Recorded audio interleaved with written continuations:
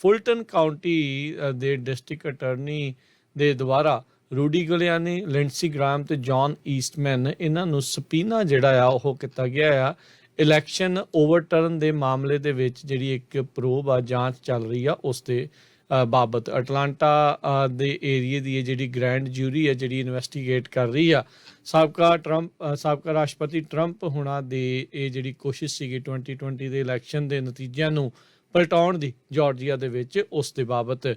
ਇਸ ਦੇ ਉੱਤੇ ਲਿੰਡਸੀ ਗ੍ਰਾਹਮ ਉਹਨਾਂ ਨੇ ਆਲਰੇਡੀ ਕਹਿ ਦਿੱਤਾ ਵੀ ਉਹ ਇਸ ਸਪੀਨਾ ਨੂੰ ਨਹੀਂ ਮੰਨਣਗੇ ਤੇ ਇਸ ਗ੍ਰੈਂਡ ਜੂਰੀ ਦੇ ਮੋਹਰੇ ਸਾਹਮਣੇ ਨਹੀਂ ਹੋਣਗੇ। ਸੋ ਕਹਿੰਦੇ ਵੀ ਟਰੰਪ ਕੈਂਪੇਨ ਦੇ ਨਾਲ ਜੁੜੇ ਹੋਏ ਜਿਹੜੇ ਕੁਛ ਲੋਕਾਂ ਨੂੰ ਫੁਲਟਨ ਕਾਊਂਟਿੰਗ ਦੇ ਡਿਸਟ੍ਰਿਕਟ ਅਟਰਨੀ ਫੈਨੀ ਵਿਲਿਸ ਆ ਜੋ ਕਿ ਲੀਡ ਕਰ ਰਹੇ ਇਨਵੈਸਟੀਗੇਸ਼ਨ ਨੂੰ, ਜੋ ਟਰੰਪ ਹੁਣਾਂ ਦੀ ਕਾਲ ਗਈਆਂ ਸੀ ਉੱਥੇ ਸੈਕਟਰੀ ਨੂੰ ਇਲੈਕਸ਼ਨ ਦੇ ਨਤੀਜਿਆਂ ਨੂੰ ਉਲਟਾਉਣ ਨੂੰ ਲੈ ਕੇ, ਉਸ ਦੇ ਬਾਬਤ ਹੀ ਜਿਹੜੀ ਇਨਵੈਸਟੀਗੇਸ਼ਨ ਜਾਂਚ ਆ ਇੱਕ ਸਪੈਸ਼ਲ ਗ੍ਰੈਂਡ ਜੂਰੀ ਕਰ ਰਹੀ ਆ।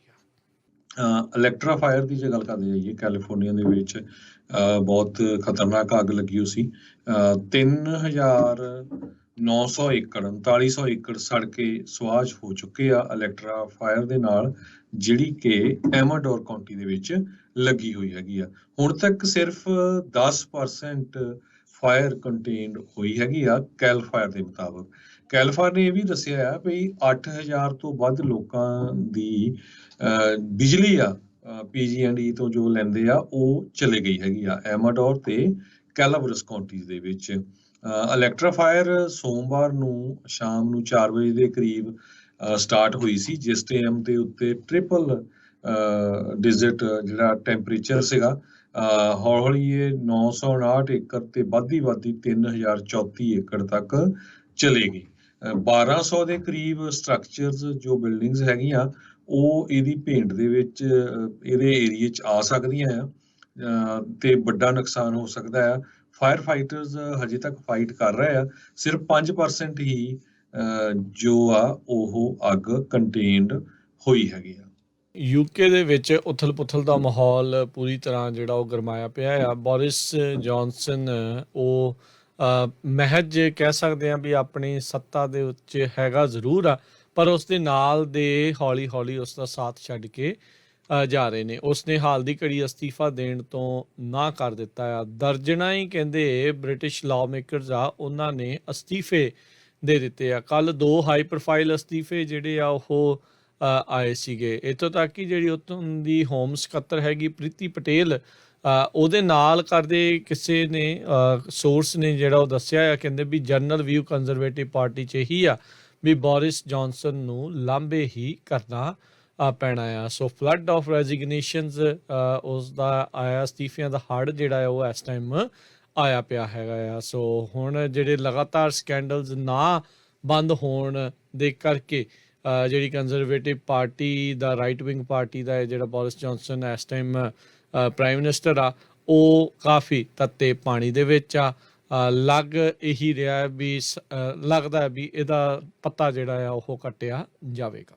ਜੀ, ਨਿਊਯਾਰਕ ਟਾਈਮ ਨੇ ਅੱਜ ਬਹੁਤ ਵੱਡੀ ਸਟੋਰੀ ਰਨ ਕੀਤੀ ਹੈਗੀ ਆ ਬ੍ਰਿਟੇਨ ਦੇ ਸੰਬੰਧ ਦੇ ਵਿੱਚ, ਵੀ ਬ੍ਰਿਟੇਨ ਦੇ ਵਿੱਚ ਆਉਣ ਵਾਲਾ ਸਮਾਂ ਹਨੇਰੇ ਵਾਲਾ ਹੀ ਲੱਗਦਾ ਹੈਗਾ ਆ।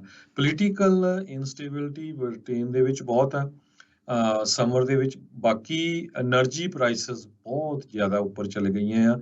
ਲੇਬਰ ਦੀ ਸ਼ਾਰਟੇਜ ਹੈਗੀ ਆ ਕਿਉਂਕਿ ਐਨਰਜੀ ਬਹੁਤਾ ਡਿਪੈਂਡ ਯੂਰਪ ਰਸ਼ੀਆ ਤੇ ਕਰਦਾ ਸੀ। ਹੁਣ ਜਦੋਂ ਤੋਂ ਵਾਰ ਲੱਗੀ ਆ ਤੇ ਇਹਨਾਂ ਨੇ ਉੱਥੋਂ ਖਰੀਦਣਾ ਨਾ ਕੀਤਾ ਹੋਇਆ, ਸੋ ਇਹ ਲੋਕਾਂ ਦੇ ਉੱਤੇ ਇਹਦਾ ਅਸਰ ਬਹੁਤ ਪੈ ਰਿਹਾ ਹੈਗਾ ਆ।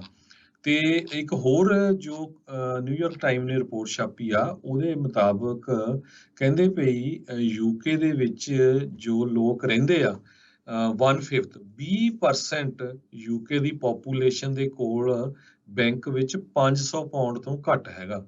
ਹੁਣ ਤੁਸੀਂ ਦੇਖੋ ਵੀ ਜੇ ਇੱਕ ਮੁਲਕ ਦੀ 20% ਪੋਪੂਲੇਸ਼ਨ ਜਿਹਦੇ ਕੋਲ ਬੈਂਕ 'ਚ ਸਿਰਫ $500 ਤੋਂ ਘੱਟ ਹੈ, ਈਵਨ ਤਾਂ ਕਈਆਂ ਕੋਲ $100 ਹੀ ਆ, ਵੀ ਨਾਲ ਦੀ ਨਾਲ ਜਿੰਨਾ ਕੁ ਆਉਂਦਾ ਉਹਨਾਂ ਖਾਈ ਜਾਂਦੇ, ਖਰਚੀ ਜਾਂਦੇ ਆ। ਤੇ ਜੇ ਰਿਸੈਸ਼ਨ ਵੱਡੀ ਗਿਣਤੀ ਦੇ ਵਿੱਚ ਵੱਡਾ ਰਿਸੈਸ਼ਨ ਆਉਂਦਾ ਤੇ ਉਹ ਲੋਕਾਂ ਦੀ ਕੀ ਸਿਚੁਏਸ਼ਨ ਹੋਊਗੀ। ਜੀ ਬਿਲਕੁਲ, ਬ੍ਰੈਕਸਿਟ ਕਰਨ ਦੀ ਇਹਨਾਂ ਨੇ ਬੜੀ ਜਿਹੜੀ ਆ ਆਪਾਂ ਦੇਖਿਆ ਸੀਗਾ ਵੀ ਹੌਟ ਟੌਪਿਕ ਉੱਥੇ ਦਾ ਜਿਹੜਾ ਰਿਹਾ ਸੀਗਾ। 100 ਬਿਲੀਅਨ ਪਾਉਂਡ ਕਹਿੰਦੇ ਆ ਵੀ ਐਕਸਟਰਾ ਖਰਚਾ ਹਰ ਸਾਲ ਦਾ ਇਹ ਬ੍ਰਿਟੇਨ ਦੇ ਉੱਤੇ ਆਇਆ ਬ੍ਰੈਕਸਿਟ ਜਿਹੜਾ ਉਹ ਕਰਨ ਤੋਂ ਬਾਅਦ, ਤੇ ਅਜੇ ਆਉਣ ਵਾਲੇ ਸਮੇਂ 'ਚ ਕੋਈ ਇਸ ਦਾ ਕੋਈ ਪਾਰ ਨਤਾਰਾ ਜਿਹੜਾ ਉਹ ਨਜ਼ਰ ਨਹੀਂ ਆ ਰਿਹਾ। ਆਪਾਂ ਦੇਖਿਆ ਵੀ ਉੱਥੇ ਬਹੁਤ ਸਾਰੀਆਂ ਜਿਹੜੀਆਂ ਸਿਆਸੀ ਬਲੀਆਂ ਜਿਹੜੀਆਂ ਆ ਇਸ ਬ੍ਰੈਕਸਿਟ ਦੇ ਕਰਕੇ ਲਈਆਂ ਗਈਆਂ ਸੀ।